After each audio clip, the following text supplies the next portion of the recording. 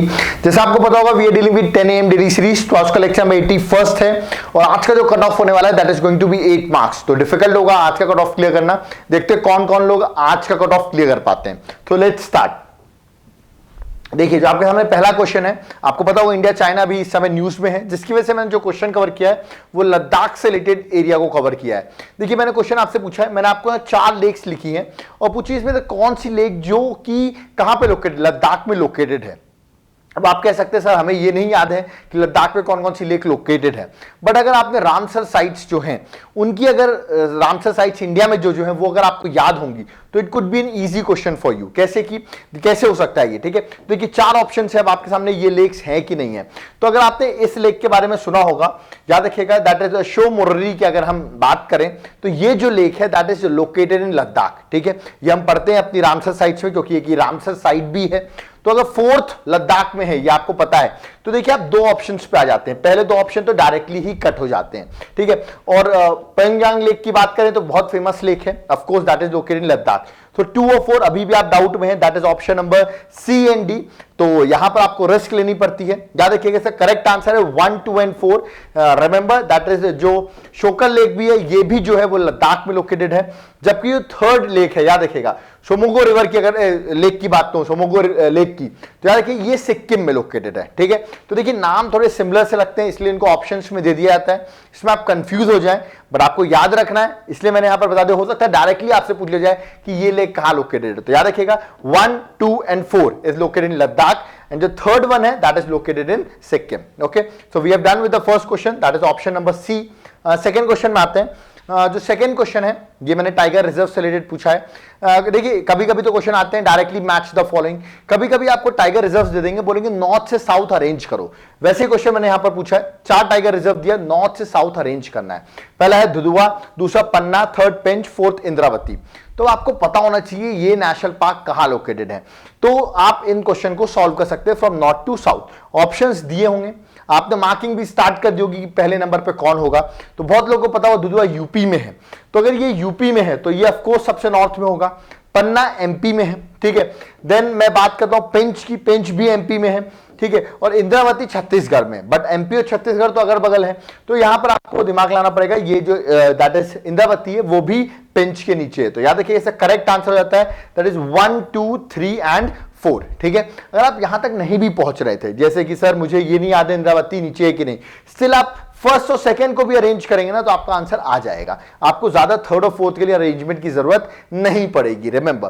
तो ऐसे क्वेश्चंस को सॉल्व किया जाता है। करेक्ट आंसर यहां ऑप्शन नंबर सी है। तो ऐसे क्वेश्चंस यूपीएससी बहुत पूछ रहा है, आपको कुछ टाइगर रिजर्व दे देगा, नेशनल पार्क दे देगा, पूछेगा नॉर्थ से साउथ इनको अरेंज किया जाए। ओके, तो यहां पर जो करेक्ट आंसर था that is option number C. Okay, next question है, यहां पर ही मैंने कुछ लेक्स ली हैं, बट ये किस टाइप की लेक है ये यहां पर मैच द फॉलोइंग करना है। जैसे कि लेक है भीमताल, अष्टमुडी, गोना और लोनार लेक। ओके, तो ऐसी 4 लेक्स मैंने यहां पर ली हैं। और टाइप्स ऑफ लेक में लगून है, लैंडस्लाइड की वजह से लेक बनी है, या टेक्टोनिक लेक है, या क्रेटर लेक है। तो अब आपको ये नहीं याद होगा मे बी, और हो सकता है इनके आपको लोकेशंस पता होंगी मे बी, और हो सकता है लोकेशंस भी नहीं पता हो। चलिए मैं आपको आज सारी चीजें सॉर्ट आउट कर देता हूं।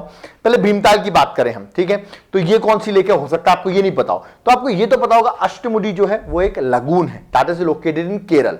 तो अगर बी का ऑप्शन 1 है तो देखिए मैं 2 ऑप्शन में आ जाता हूं, that is A and D. Okay, अब हम बात करते हैं घोना लेक की, ठीक है।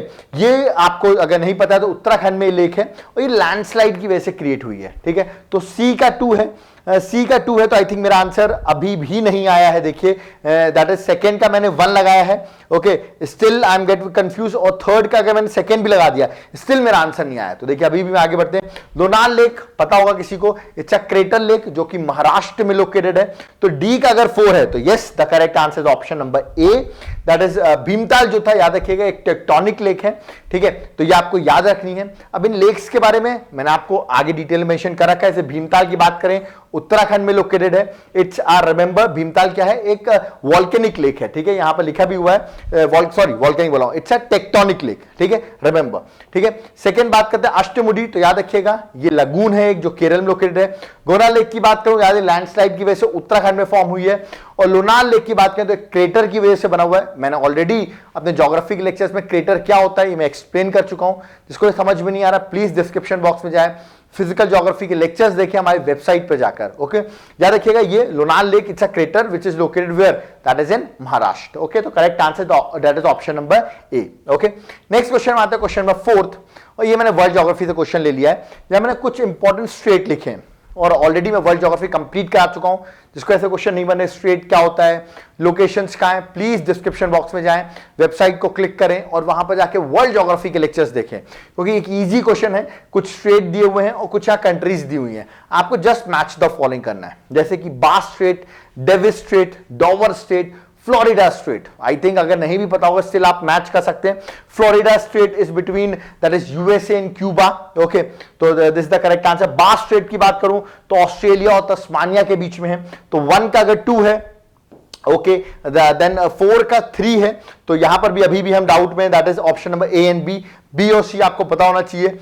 तो याद रखिए डेविस स्ट्रेट जो है that is between Canada and Greenland, और जो डॉवर स्ट्रेट है that is between UK and France. तो सी का अगर 1 है, now I get into the answer that is a 2 4 1 3। तो याद रखना आपको ये सारे स्ट्रेट्स 2 4 1 3 है, मतलब बास स्ट्रेट जो है वो तो मैं बता चुका हूं। डेविस स्ट्रेट आपको याद रखना that is between Canada and Greenland. Okay, तो यहां पर correct answer that is option number ए। आपको इसकी पीडीएफ ऑलरेडी अवेलेबल हो जाएगी, तो कोई चिंता करने की बात नहीं है। अगर आपको क्वेश्चन देखना है वापस भी देख सकते हैं। ओके, चलिए नेक्स्ट क्वेश्चन आते हैं, question number 5, static question, direct question. पहले तो कमेंट बॉक्स में आप मुझे बताइए ब्लू माउंटेन्स कहां पर लोकेटेड है। ओके, क्वेश्चन ये है कि कौन सा ट्राइबल ग्रुप है जो डोमिनेंट है इन ब्लू माउंटेन्स में। ठीक है, आपके सामने 4 ट्राइब्स दिए हुए हैं, आपको करेक्ट आंसर मार्क करना है। यदि आप इनको रीड कर सकते हैं और करेक्ट आंसर मार्क भी कर सकते हैं, जिनको आइडिया होगा, जिनको नहीं आइडिया है अपनी नॉलेज में ऐड करिए। इसका करेक्ट आंसर टोडास, याद रखिएगा टोडास जो है that are dominant in blue mountains. और ब्लू माउंटेन्स कहां पर लोकेटेड है ये आप मुझे कमेंट बॉक्स में बताइए, नहीं आइडिया गूगल में सर्च करिए। ओके, तो यहां पर जो correct answer that is option number D, Todas majority में, याद रखिएगा। ठीक है, नेक्स्ट क्वेश्चन जो है डायरेक्ट क्वेश्चन है, इनमें से कौन सा आइलैंड लार्जेस्ट आइलैंड है। अब देखिए इनमें से कौन सा आइलैंड, ये क्वेश्चन पूछा गया है। ठीक है, 4 ऑप्शंस आपके सामने दिए हैं, आपने शायद सुने भी होंगे, Borneo, Madagascar, new Guinea, Sumatra. तो 4 आइलैंड्स लिखे, आपको बताना सबसे लार्जेस्ट कौन सा among these 4 islands. Okay, correct answer mark कर लिया होगा, आइडिया होगा, तो यस द करेक्ट आंसर याद रखिएगा न्यू गिनिया। ठीक है, आपको मुझे कमेंट बॉक्स में बताना है ये जो आइलैंड है ये किस ओशन के अराउंड सराउंडेड है, या आप मुझे कमेंट बॉक्स में बताइए। ऑप्शन है अटलांटिक ओशन या पैसिफिक ओशन, तो किस ओशन के अराउंड ये जो आइलैंड है दैट इज सराउंडेड। ओके, ये आप मुझे कमेंट बॉक्स में बताएंगे। ओके, 7th क्वेश्चन में आते हैं, रिसेंटली न्यूज में भी था क्वेश्चन। ठीक है, नेशनल हैंडलूम डे की अगर मैं बात करता हूं, ओके, तो ये कब सेलिब्रेट किया था national handloom day?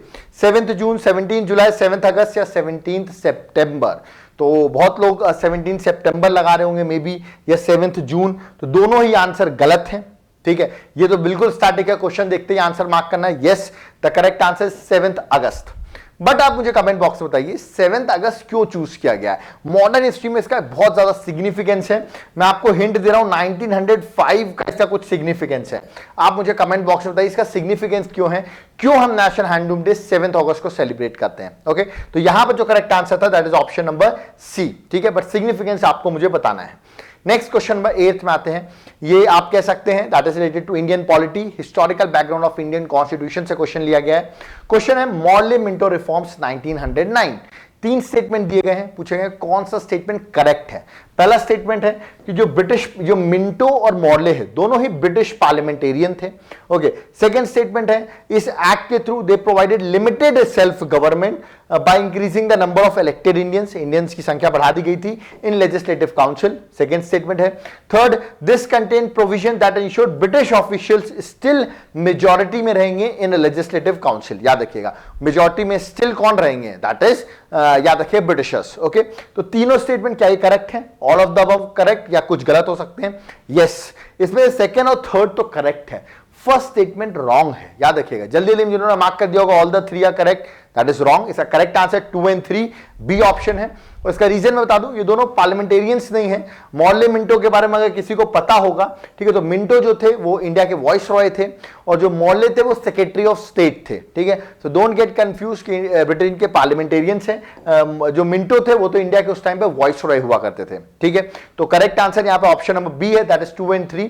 Comment box में चाहिए लॉर्ड मिंटो जो है, जो यहाँ पर मैं इनकी बात कर रहा हूं, इनका टाइम पीरियड कब से कब तक था, इंडिया में किस टाइम पीरियड से किस टाइम पीरियड तक थे, ये आप मुझे कमेंट बॉक्स में बताइए। ओके, तो यहां पर जो correct answer that is 2 and 3। Okay, next polity से रिलेटेड अगेन क्वेश्चन है, क्वेश्चन है रिलेटेड टू कट मोशन। शायद आपने कट मोशन के बारे में बहुत सुना होगा।